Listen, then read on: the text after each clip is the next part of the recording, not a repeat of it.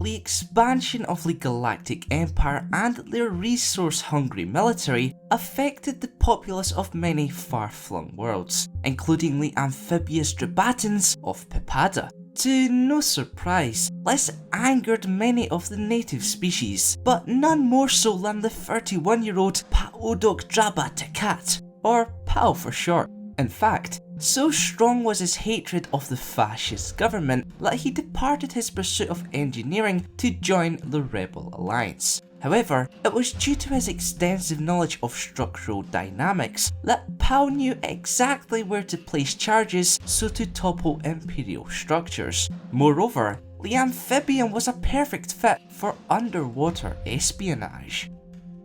The Drabatan was truly unlike any of his fellow Spec Force commandos. For example, he was most often heard muttering oaths and curses in his native tongue, which were superseded by his full-throat warcry of Sakala. Pao did have a solid understanding of Basic, though he found it difficult to shape his gaping maw to effortlessly pronounce even the simplest of words. Drabatese, on the other hand, was an incredibly complex language that strung together discrete syllables into cumbersome words, all of which encompassed multi-layered ideas. Context, tense, and other pieces of grammatical information were determined by volume, so when circumstances dictated more hushed tones, the Drabatans switched to a secondary form of communication. By passing air through a vocal pouch, the species could produce a softer, croaking sound which could vary in pitch. Drabate's love songs, as a result, required no translation due to their haunting beauty. Thankfully, Pao's squad mates allowed him to communicate in his native tongue, since he hardly ever relayed mission-specific instructions. With that being said, his large lungs and strong diaphragm muscles both contributed to Pao's booming voice. These attributes also allowed the Drabatan to hold his breath for large durations of time, making him a seemingly perfect fit for the Battle of Scarif. Unfortunately, as a freshwater amphibiote, Pao did not find the saltwater surroundings of the Imperial stronghold very comforting. This, combined with the overwhelmingly harsh odds of success, did not halt his drive to destroy the Empire's forces. However, such ferocity and drive fueled the Drabatan right until the very end.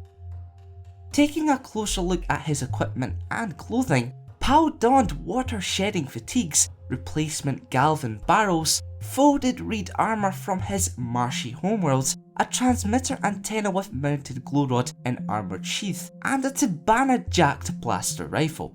Speaking of which, the black market acquired weapon came equipped with an external Tabana gas chamber that amped up its destructive output. However, such a powerful modification burned through galvan barrels with ease, and thus required constant upkeep.